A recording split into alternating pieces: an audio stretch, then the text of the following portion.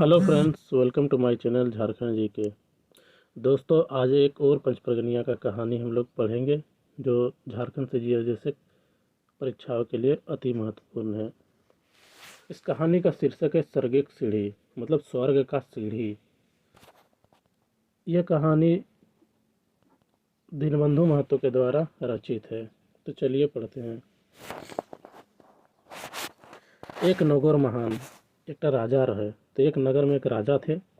राजा बागान बनाए के महान बेजान शौकीन रहे। तो बागान उगान बनाने में राजा जो है बहुत शौकीन था। एतब कारणे राजा अपन राज्य महान सब रकम के बागान बनाए रहे और इसीलिए जो है राजा अपने राज्य में सभी प्रकार का बागान बनाया हुआ था। एक बाटे आम बागान, तो दूसर बाटे फूल कर बागान, तो तीसर बाटे किस्म किस्म के फूल कर बागान, यहाँ तक कि खेत महानों कातारी के बागान बनाए रहे। तो वो लगभग हर चीज़ का बागान बनाया था। एक तरफ आम का, दूसरा तरफ फूल का, तीसरा तरफ किस्म किस्म और फल फूल का बनाया हुआ था।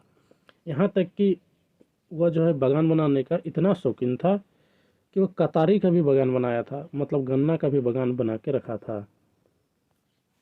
राजा कर बोनाल बागान महान, रोज कर सब लोग बेजान रिझे रंगे रहत रहे। तो राज्य का सब आदमी सब उसका बागान के वजह से बहुत ही खुशी और रिझ रंग में रहता था। एहे मध्य राजा कर एकटा अपन लाल लीची बागान बनाए रहे, जेटा महान सब किस्म के गाछ पात फल डोल सब रकम के फूल एमन ऐसन कायदाय लगवाए रहे जेटा स्वर्ग के सुख ले कम काम नहीं चले। तो राजा भी अपने लिए एक लीची का बागान बनाया था, जिसमें प्रत्येक प्रकार का फल डाल पात जो भी था, तो वो देखने में एकदम स्वर्ग से कम नहीं था। बोल रहा है स्वर्ग का सुख से कम नहीं था। सही बागान महाने और एक इजातिया पूर्णिमा महान स्वर्गोल एकटा हाथी चारा बाझा करे थे तहाँ आत रहे। तो वो स्वर्ग का बागान से कम नहीं था, तो वहाँ स्वर्ग से एक हाथी प्रत्येक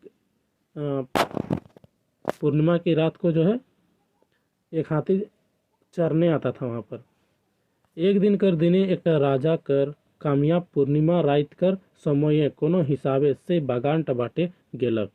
तो एक दिन जो है कोई काम से राजा का एक कामिया, मतलब काम करने वाला मजदूर जो था, वो कुछ काम से जो है पूर्णिमा का रात में उस बागान की ओर गया। तो बागान का अंदर में क्या देखता है, देखिए। तो बागान के भीतरे एकटा मस्तो हाथी के देख के डराए गेलक और चुपचाप एक जगह लुक के रहलक। तो बागान के अंदर में एक बहुत बड़ा हाथी को देख के डर जाता है कामिया ठो, और चुपचाप एक जगह में छुप के जो है देखने लगता है।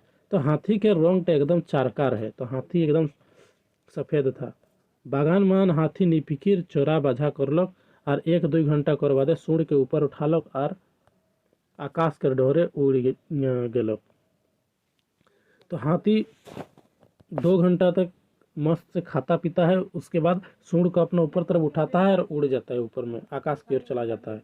तो हाथी के आकाशे बटे उड़ल टाउ कामिया देखे पालक। राजा के कामियाटा ये धाव रोज राइते से बागान महान रात बिताए लगलक। तो उस हाथी को देखने के लिए वो बागान का कामिया रोज रात में जाकर वहाँ पर अपना रात बिताता था। दूसरा महीना कर पूर्णिमा राइते फिन हाथी से बागान महान आधा राइते आलक और अपन चारा बाझा करे लागलक। फिर दूसरा पूर्णिमा की रात को आता है हाथी। राजा के कामियाटा ढेर साहसियार है। तो राजा का कामिया जो था वो बहुत साहस वाला था। कामियाटा धीरे धीरे ओकर पास जाए के हाथी के पीछे पीछे होए लागलो। फिर उसके सामने उसका पीछे पीछे घूमने लगा कामिया ठो। राजा का कामिया धीरे धीरे हाथी का पीछे पीछे घूमने लगता है। चारा बाझा करल बादे जखन जायक समय हो गेलक से तखन राजा कामियाटा हाथी पूंछ के धोए रखलक। तो हाथी जब अपना सूंड को ऊपर तरफ उठाता था और उड़ जाता था, उस समय क्या किया, राजा का कामिया ठो हाथी का पूंछ को पकड़ लिया। हाथी सूंड के ऊपर बाटे उठालक और आकाश के डोहरे चल गलक। सूंड को उठाता है और हाथी ऊपर आकाश के रास्ते चला जाता है और पीछे में कामियाटा उसका पूंछ पकड़ के टंगा हुआ है। हिंदे राजा कामियाटा हाथी संग स्वर्ग पहुंच गया। तो इधर जो है राजा का कामिया था वो भी उन लोग के साथ साथ में स्वर्ग पहुँच जाता है।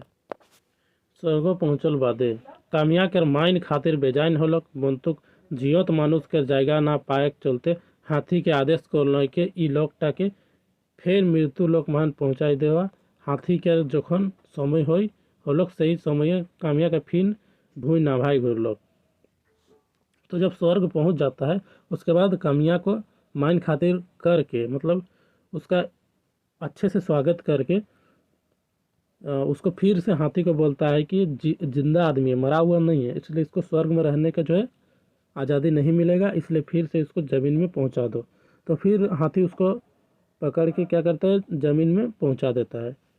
पूरा 1 महीना तक लापता रहोल महान घोरेक लोग कामियाटा खोजत रहे। तो 1 महीना से आदमी तो नहीं आया था, पूर्णिमा की रात को गायब हुआ था और दूसरा पूर्णिमा को घर पहुंच रहा था। घोरेक लोग राजा तहाँ अपन उजूर कोई धाव कर लें मोतुक से कामिया कर कोने आता पता नहीं पालक। तो कितना बार घर का आदमी लोग जाके राजा को बोला कि नहीं है वो, उसको खोजना है, तो फिर भी नहीं मिला। पूर्णिमा के राइते कामियाटा से बागान महान हाथी संग ना भूलक और अपन घर आलक, अपन घोरेक लोग के राइते डाकलक।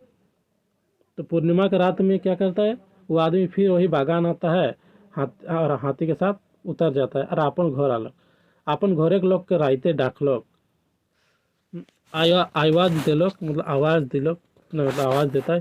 सुन के घोरेक लोग दूरा खोलते के घोरेक लोग ओके देख के बेजान रिझे हो गए।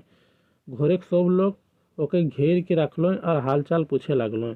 राजा के कामियाट अपन परिवार के सब लोग के सब कथा कोई सुनालक। ओकर कथा सुन के सब लोग बेजान रिझे होलो और उमनो स्वर्ग देखते हैं हिंसा करलो। चुपकी कथा स्वर होवे करेला, कोई भी जो बात रहता है वो चुप नहीं होता है ना। तो टोला पड़ा लोगों ई कथा ता सुने पालो।